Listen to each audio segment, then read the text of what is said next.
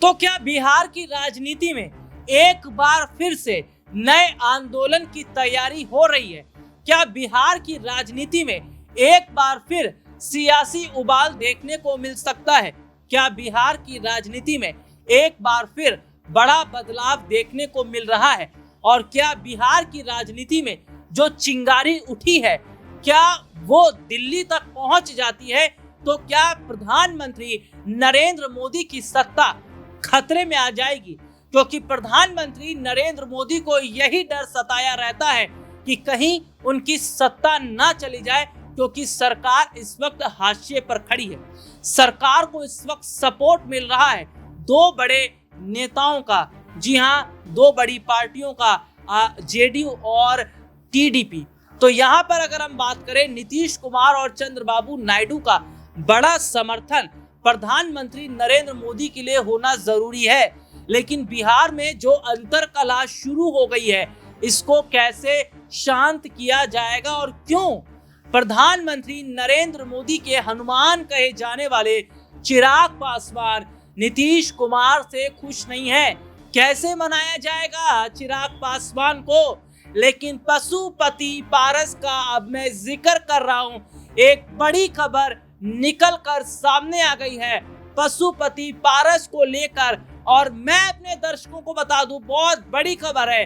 क्या चिराग पासवान अब पशुपति पारस के साथ हाथ मिलाने वाले हैं बिहार में? और क्या जो चिराग पासवान हैं, जो एनडीए के साथ जुड़े हुए हैं, अब वो एनडीए से गठबंधन तोड़ देंगे?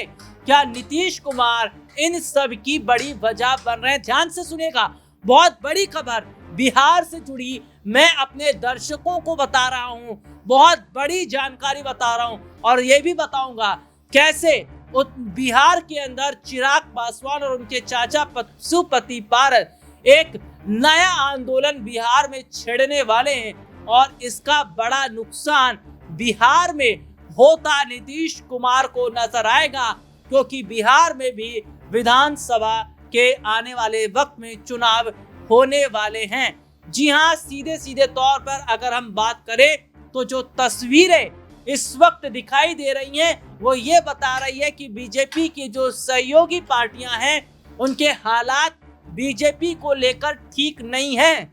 और क्या बीजेपी की सहयोगी पार्टियां अगर बीजेपी से अलग हो जाती हैं, यानी एनडीए की जो सहयोगी पार्टियां हैं वो एनडीए से अलग हो जाती हैं, तो क्या प्रधानमंत्री नरेंद्र मोदी जो 5 साल का सपना लेकर बैठे हैं, वो बीच में ही चकनाचूर हो जाएगा? ध्यान से सुनिएगा, एक बड़ी रिपोर्ट मेरे पास है। दरअसल अभी हाल ही में देखने को मिला, पासवान समाज पर हमला किया जाता है। पासवान समाज पर लाठीचार्ज हुआ, जिसके बाद चिराग पासवान नीतीश कुमार पर हमलावर हो गए। चिराग पासवान ने सीधे तौर पर जहां नीतीश कुमार के रवैये पर सवाल खड़ा किया, तो इसके साथ ही बिहार में उन्होंने जंगल राज की बात कही। लेकिन अब आप सुनिए, अब आरक्षण का मुद्दा उठ रहा है। आरक्षण का मुद्दा, जी हाँ, आरक्षण का मुद्दा उठा दिया है पशुपति पारस ने।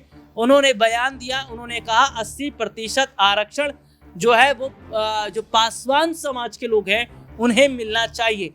उन्होंने कहा कि जिस तरीके से हम देख रहे हैं कि सरकार जो है वो केवल खास लोगों के लिए काम कर रही है, लेकिन अगर हम बात करें बिहार में दलितों की, तो दलितों को लेकर ना तो बिहार के मुख्यमंत्री नीतीश कुमार ने कोई कदम उठाया, ना केंद्र सरकार की ओर से दलितों को लेकर, उनके सुरक्षा को लेकर कदम उठाया गया। और सबसे बड़ी बात आप सुनिएगा, मैं बड़ी जानकारी आपको बता रहा हूं, क्योंकि यही दलितों का मुद्दा उठाया चंद्रशेखर आजाद रावण ने। संसद के बाहर 2 प्रतियां उन्होंने इस तरीके से ऐसे हाथ में ले रखी थी, और जिसमें उन्होंने लिखा हुआ था, दलितों के साथ अत्याचार कब बंद होगा? दलितों पर अत्याचार कब बंद होगा? कब मुसलमानों के साथ जो गलत हो रहा है या मुसलमानों पर जो अत्याचार हो रहा है वो कब बंद होगा? तो सरकार इस मामले पर कदम उठाए। तो संसद के बाहर 2 प्रतियां वो लेकर खड़े थे, जिसमें दलितों की बात कर रहे थे, उनको आरक्षण देने की बात कर रहे थे, मुसलमानों को आरक्षण देने की बात कर रहे थे, और आरक्षण की बात तो पशुपति पारस भी कर रहे। वो तो कह रहे हैं कि भैया दलित सुरक्षित है ही नहीं मोदी सरकार में। और हम देख रहे हैं जहां भारतीय जनता पार्टी की सरकार है वहां दलितों के साथ क्या कुछ हो रहा है। अगर सीधे तौर पर बात करें तो राजस्थान से कई ऐसी खबरें निकलकर सामने आती है जहां पर दलित लोगों को या तो बेरहमी से मार दिया जाता है या तो पीट पीट कर उन्हें अधमरा कर दिया जाता है। तो दलितों के साथ जो हो रहा है, क्या इसके लिए सरकार जिम्मेदार नहीं है? क्या राजस्थान सरकार जिम्मेदार नहीं है? वहां तो बीजेपी की सरकार है। क्या इसके लिए केंद्र सरकार जिम्मेदार नहीं है? क्योंकि केंद्र सरकार कदम नहीं उठाती। और सबसे बड़ी बात आप सुनिए कि एक और, जहां अगर आरक्षण का मुद्दा उठा है तो चिराग पासवान कहां दूर रहने वाले हैं। चिराग पासवान भी ये कह रहे हैं कि दलितों को आरक्षण मिलना चाहिए, पासवान समाज को आरक्षण मिलना चाहिए, और आरक्षण 2-3% का नहीं, आरक्षण इस तरीके से मिलना चाहिए ताकि इनको लगे कि हाँ सरकार ने काम किया। तो सबसे बड़ी बात, जिस आरक्षण की बात पशुपति पारस कर रहे हैं, और मैं अपने दर्शकों को जरा ये बता देता हूं कि जो रिपोर्ट हाल ही में निकल कर सामने आई है जिसमें यह कहा गया कि नीतीश से नाराज जो है चिराग पासवान, उनकी बात निकल कर आई 4 से 5% है पासवान समाज के लोग, यानी 60 से 70 लाख की आबादी है। और सबसे बड़ी बात यह है कि बिहार की राजनीति में पासवान समाज का बड़ा रोल है। पासवान समाज का समर्थन हमेशा से रामविलास पासवान को मिलता रहा है। लोक जनशक्ति पार्टी जो रामविलास पासवान जी की थी उनकी पार्टी को मिलता रहा है। चिराग पासवान को अब समर्थन मिलता है। तो दूसरी तरफ आप ये देख लीजिए कि नीतीश कुमार से नाराज जो है चिराग पासवान अब दिल्ली आने की तैयारी कर रहे हैं, क्योंकि ये माना जा रहा है कि पासवान समाज के लोगों पर अत्याचार हो रहा है। पासवान समाज के लोगों को ना तो आरक्षण दिया जा रहा है और ना पासवान समाज के लोगों की बात सुनी जा रही है। नौकरियों को लेकर बात की गई थी। पासवान समाज के लोग ये बात कह रहे थे कि हमें नौकरियां चाहिए, आरक्षण चाहिए। लेकिन हम क्या देख रहे हैं कि नीतीश बाबू शांत बैठे। ये तो वही नीतीश कुमार है जो बिहार को विशेष राज्य का दर्जा दिलाने की बात कर रहे थे। ये वही नीतीश कुमार हैं जो बिहार को स्पेशल पैकेज की बात कर रहे थे। लेकिन सबसे बड़ी बात आप देख लीजिए कि नीतीश बाबू अब कहां बात कर रहे हैं बिहार को विशेष राज्य का दर्जा दिलाने की। क्योंकि जब से बजट पेश हुआ उस बजट में जो 2 बड़े राज्य हैं बिहार और आंध्र प्रदेश, इन दोनों राज्यों को बड़ा फायदा तो दिया गया ना। इन दोनों राज्यों को लेकर जो स्पेशल पैकेज दिया गया उससे नीतीश कुमार खुश हैं। अब उन्हें फर्क नहीं पड़ता कि आप बिहार को विशेष राज्य का दर्जा दें या ना दें। लेकिन ये बात तो कर रहे हैं ना चिराग पासवान कि नीतीश कुमार अब पीछे क्यों हट रहे हैं। भैया आपने तो कहा था बिहार को विशेष राज्य का दर्जा दिया जाएगा, लेकिन अब आप पीछे हट रहे हैं। और ऐसे में देखा जा रहा है कि नीतीश कुमार से नाराज इसलिए भी हैं चिराग पासवान, पशुपति पारस, कि पासवान समाज पर हमला करवाया गया, लाठीचार्ज करवाया गया। लेकिन गलती क्या है? वो तो नौकरी मांग रहे हैं, वो तो आरक्षण की बात कर रहे हैं, वो तो अपने हक की आवाज उठा रहे हैं। और अगर इस तरीके से जंगल राज नीतीश कुमार के शासन काल में होगा तो ये बात तो फिर ठीक नहीं है ना।